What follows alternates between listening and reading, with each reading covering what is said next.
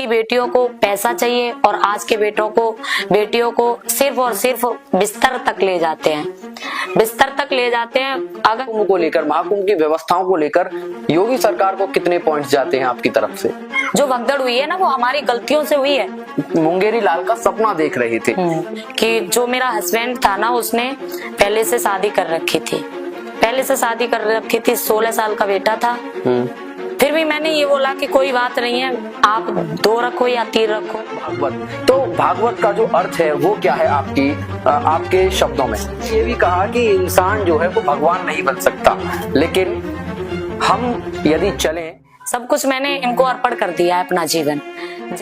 कासगंज के पास एक गंगेरी पड़ता है, वहां की निवासी हैं और ग्रामीण क्षेत्र से निकलकर जगह जगह भागवत करती हैं। इनका मन हो तो खाते हैं, अगर नहीं है, अच्छा नहीं है भोजन तो खाते नहीं है। करी थी इंटरव्यू के साथ में, जॉब लगी थी, बड़ा संघर्ष रहा जीवन में। गांव वाले कहते थे कि शादी कर दो, शादी कर दो।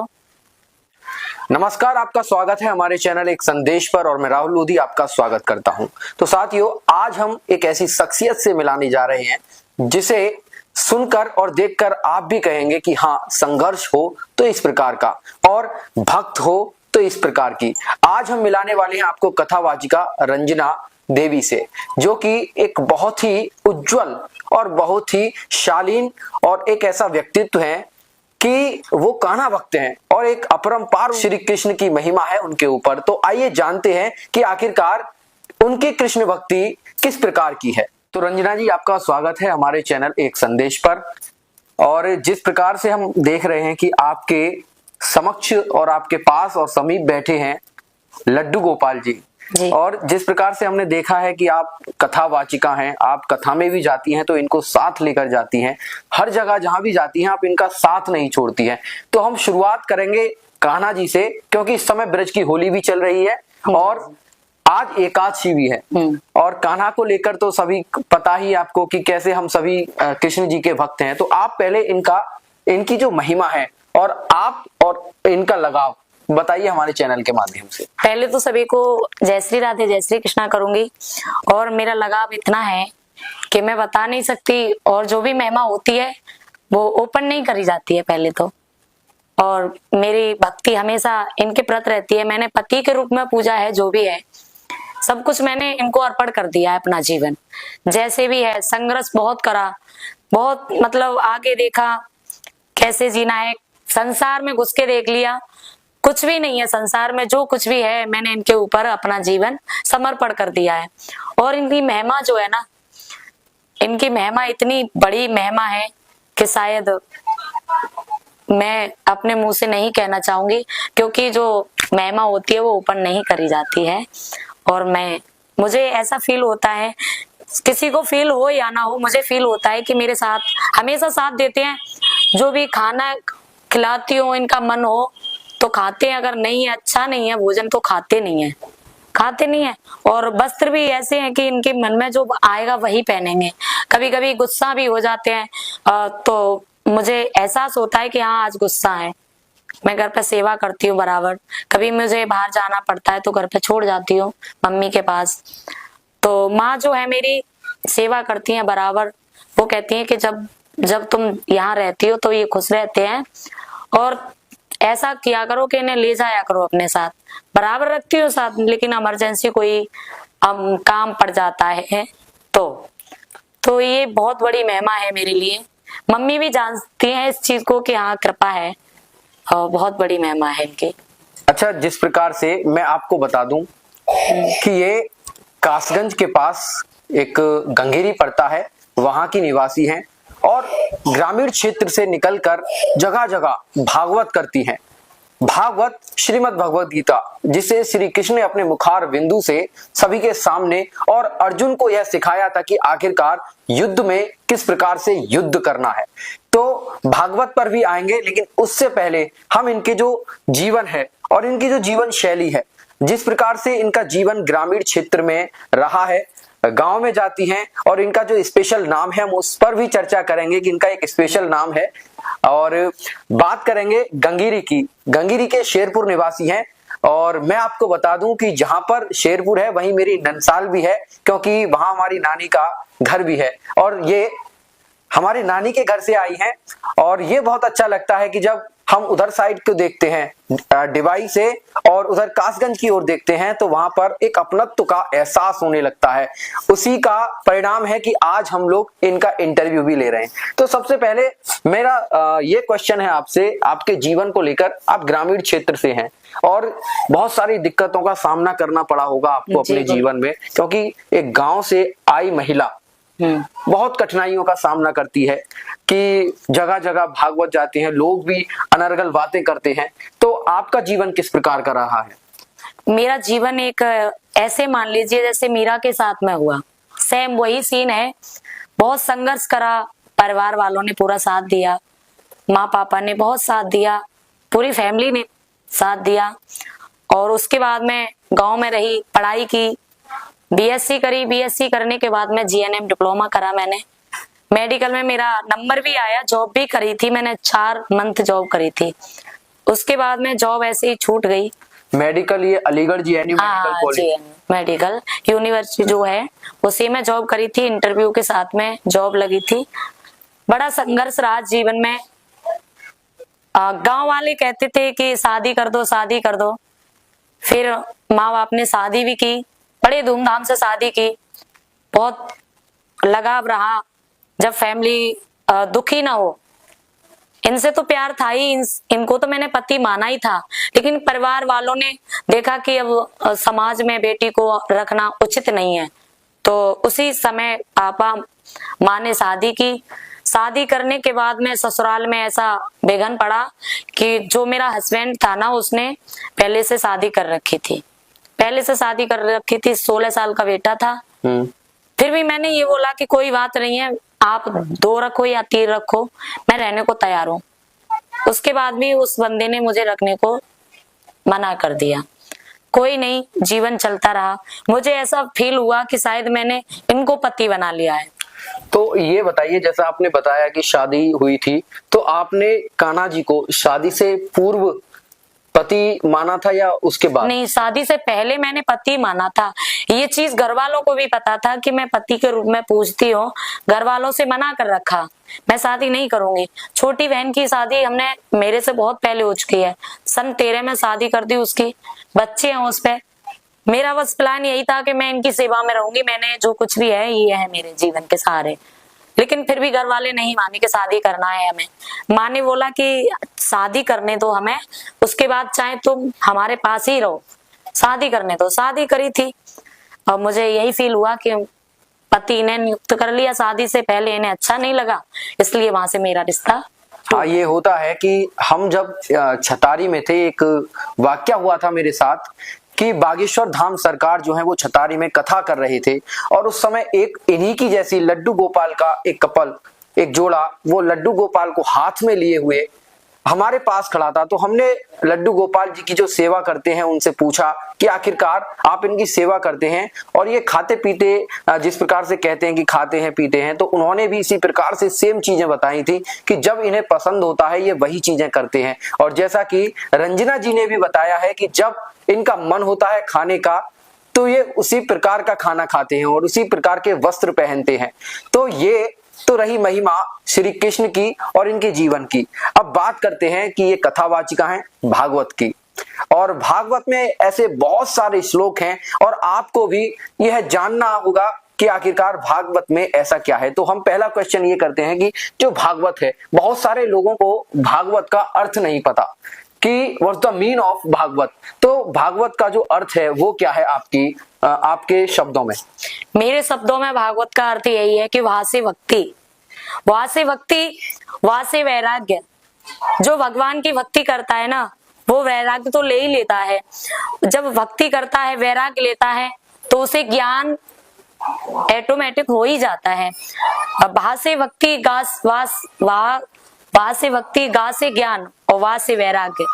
और जब भक्ति, वैराग्य, ज्ञान हो जाता है तो वो तत्व ज्ञान प्राप्त करता है।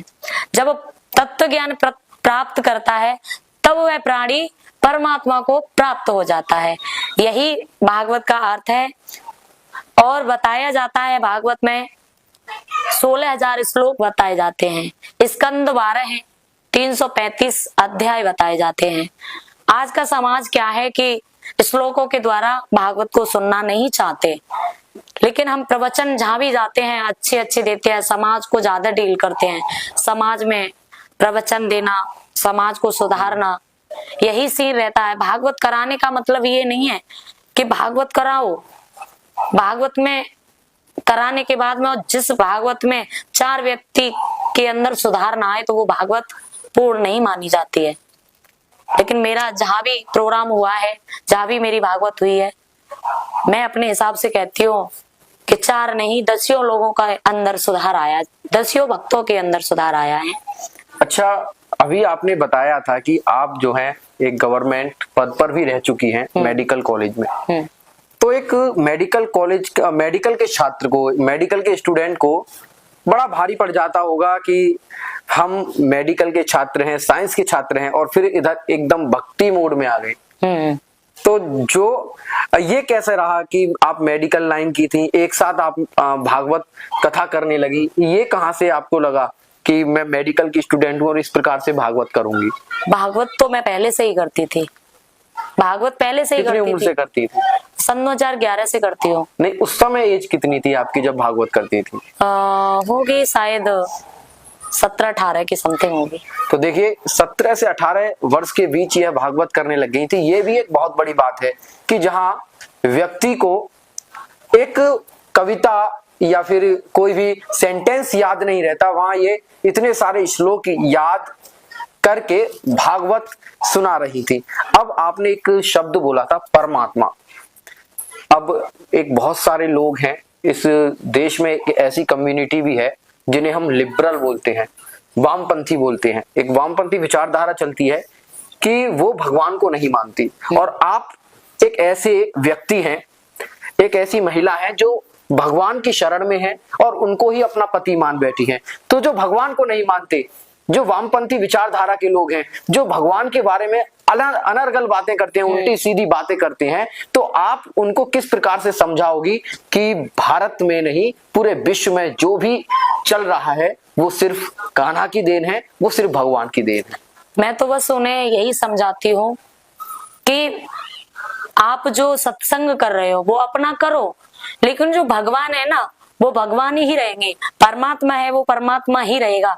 इंसान कभी भगवान नहीं हो सकता, इंसान कभी भगवान नहीं हो सकता है।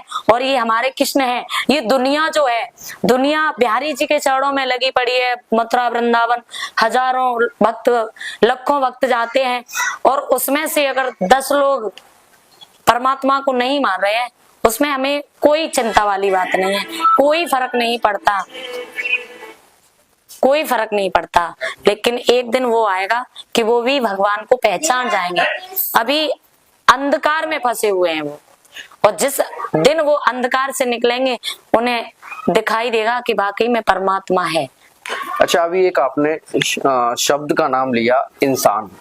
अभी आपने ये भी कहा कि इंसान जो है वो भगवान नहीं बन सकता, लेकिन हम यदि चलें श्री गणेश जी के पास, तो श्री गणेश जी ने माता पिता को ईश्वर माना था, ईश्वर माना था। और यदि हम लोग भी यदि अपने माता पिता को ईश्वर माने तो वो भी भगवान है। बिल्कुल बिल्कुल भगवान। तो ये इस चीज में कैसे आपसी तुलना की जाए कि इंसान भगवान नहीं हो सकता, और एक तरफ यह भी कहा गया है कि आपके माता पिता में ही आपके भगवान है? सर्वप्रथम जो मतलब हमारे जो भगवान है वो भगवान ही रहेंगे। वो बताया है किसी ने कि जन्म के दाता माता पिता है, आप कर्म के दाता है, आप मिलाते ही ईश्वर से, आप ही भाग्य विधाता है।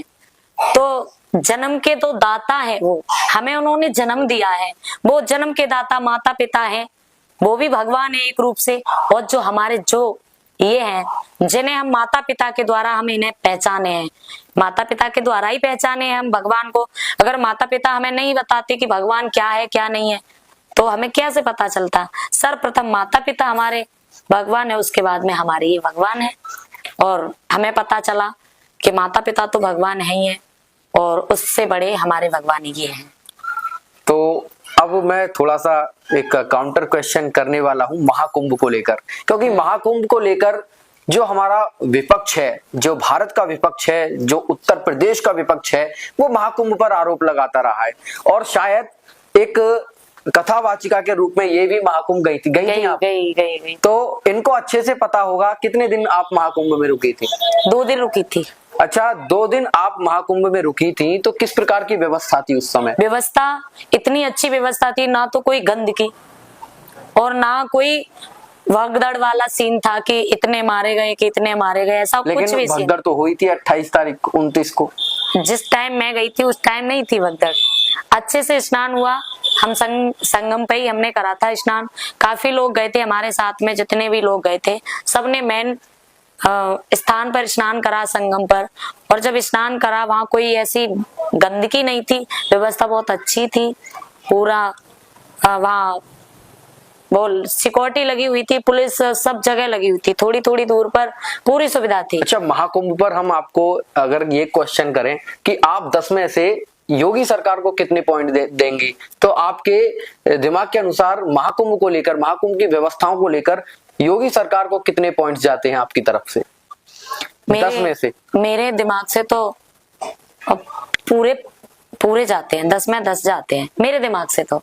लेकिन उसमें एक भगदड़ का भी मामला है। वो भगदड़ देखो हमारी गलतियों से जो भगदड़ हुई है ना, वो हमारी गलतियों से हुई है, ना कि योगी आके वहां भगदड़ मचा रहे हैं। जो अपोजिट पार्टी वाले थे उन्होंने वहां भगदड़ मचाई थी हम लोगों की वजह से। अब इसमें योगी क्या कर सकते हैं भाई? क्या कर सकते हो उसमें? कुछ नहीं कर सकते ना। जैसे आपके विचार है, मुझे ऐसा लग रहा है कि आप भी योगी की फैन है। तो ये देखिए, और चलिए ये महाकुंभ की बात हो गई। अब थोड़ा सा लौट कर आते हैं आपकी भागवत गीता पर। तो हम कहते हैं कि आज का जो युवा है वो थोड़ा सा परेशान है, संघर्षशील है, और आप भी एक युवा ही हैं। और आप युवाओं को किस प्रकार से संदेश देंगी? क्योंकि हम देख रहे हैं कि हम जगह जगह जाते हैं, ग्रामीण क्षेत्र में भी जाते हैं। आपने भी देखा होगा कि लोग जुआ, शराब, सट्टा, इन चीजों में लगे हुए हैं जो युवा हैं आज के। हम सोचते थे कि जैसे जैसे आधुनिक युग आएगा, मॉडर्न युग आएगा, तो लोग जुआ से, शराब से, सट्टे से दूर होंगे। लेकिन वो कहीं ना कहीं अब ऐसा लगता है कि हम एक मुंगेरी लाल का सपना देख रहे थे, एक ऐसा स्वप्न देख रहे थे जो शायद इम्पॉसिबल है।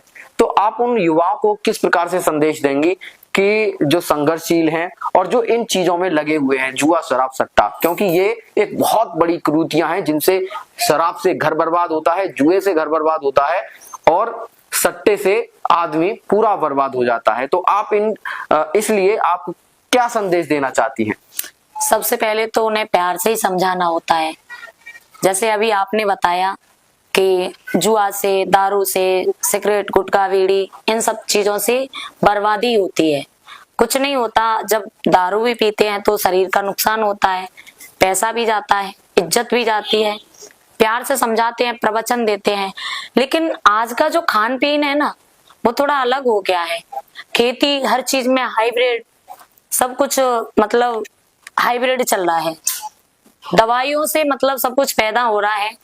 तो लोग वाग है ना, पहले सतयुग, त्रेता, द्वापर में अच्छा खाना पीना, सब कुछ अच्छा चलता था। ज्यादा उम्र तक जीना, काम भी अच्छे से करना। आज का युवा ना तो अच्छे से खा पा रहा है और ना ही तो जी पा रहा है। सिर्फ और सिर्फ कमी यही है कि कलयुग का प्रभाव है। थोड़ा गलती भक्तों की भी नहीं है, कलयुग का प्रभाव है। कलयुग की वजह से थोड़ा प्रभाव भक्तों पर है कि गलत संगति में जा रहे हैं। जब तक बैठते हैं सामने भगवान की चर्चाएं चलती हैं, तब तक उनके समझ में आता है। इतना ही तो समझा सकते हैं, सामने ही तो समझा सकते हैं। अब बाद में जब चले जाते हैं, उनसे हम क्या कह सकते हैं? कुछ भी नहीं। अब आपने कलयुग का नाम ले ही दिया है, तो क्या आपको लगता है कि इस कलयुग में कल की अवतार होने वाला है? बिल्कुल होगा। कहाँ होगा? वो संभल नगरी में होगा। तो संभल में हमने देखा है कि अक्सर होता क्या है कि जब अवतार हो जाता है तो उसके बाद मंदिर बनता है। लेकिन हमने संभल में देखा कि अभी अवतार हुआ नहीं, और कल की भगवान का एक मंदिर भी बन गया। जब जब पृथ्वी पर अधिक अत्याचार होता है, पाप बढ़ता है, तब प्रभु हमारे एक मनुष्य का रूप धारण करके पृथ्वी पर जन्म लेते हैं। एक चौपाई बताई है कि जब जब होए धर्म की हानि, बाढ़ दया धमय अभिमानी, राम सिया राम जय जय राम, राम सिया राम जय जय राम। और देखिए जिस प्रकार से इन्होंने धर्म की हानि का बोला, और कथावाचिका है, भागवत कथा सुनाती हैं, और एक भागवत में श्लोक भी है कि यदा यदा ही धर्मस्य ग्लानिर्भवति भारत अभ्युत्थान धर्मस्य तदात्मानं सृजाम्यहम्। तो जब जब धर्म की हानि होती है, भगवान श्री कृष्ण ने कुरुक्षेत्र के जो बट वृक्ष है उसके नीचे जो ज्ञान दिया था अर्जुन को, जो भागवत सुनाई थी, उसमें कहा था कि जब जब धर्म की हानि होगी तब तब मैं आता रहूंगा और अधर्म का नाश करता रहूंगा। तो ये आजकल एक राक्षस का रूप ले चुके हैं, शराब और सट्टा और जुआ। तो ये राक्षस हैं, ये युवाओं के लिए राक्षस हैं। अब हम चलते हैं कि जैसे आपने अपनी पूरी कहानी बताई, आपके साथ बहुत कुछ हुआ, तो आप तो एज एक स्टूडेंट बहुत अच्छी स्टूडेंट रही होंगी। तो जो अब युवा पेपर दे रहे हैं 12th के, एग्जाम है 10th के, 12th के, उनके लिए आप क्या शुभकामनाएं देंगी? उनके लिए भी यही शुभकामनाएं दूंगी, अच्छे से पढ़ाई करें, संघर्ष करें पढ़ाई में। ये कुछ नहीं रखा है संसार में फंसने से कि एक जीएफ को बनाना, कि एक बीएफ को बनाना, संसार में कुछ भी नहीं रखा है।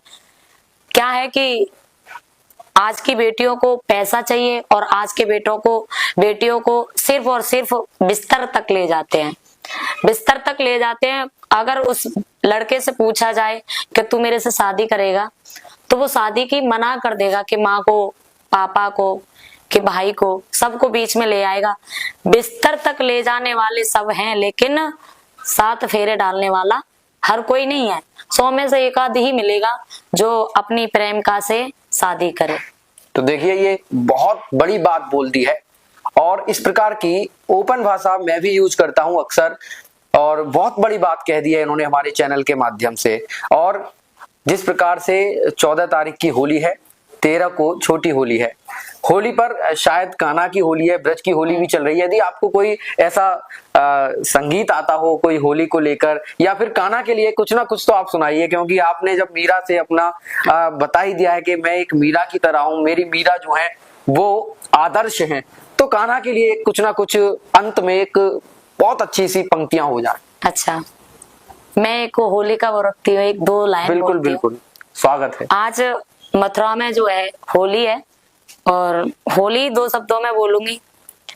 तो आज वेरज में होरी मोरे रसिया, होरी मोरे रसिया बरजोरी मोरे रसिया, होरी मोरे रसिया बरजोरी मोरे रसिया, आज वेरज में होरी मोरे रसिया, अपने अपने घर से निकली, अपने अपने घर से निकली, कोई श्यामल कोई गोरी रसिया, कोई श्यामल कोई गोरी रसिया, आज बेरज में होरी मोरे रसिया, आज बेरज में होरी मोरे रसिया, कौन गाम की रहने वाली, कौन गाम की रहने वाली, कौन गाम के कुमर कन्हैया,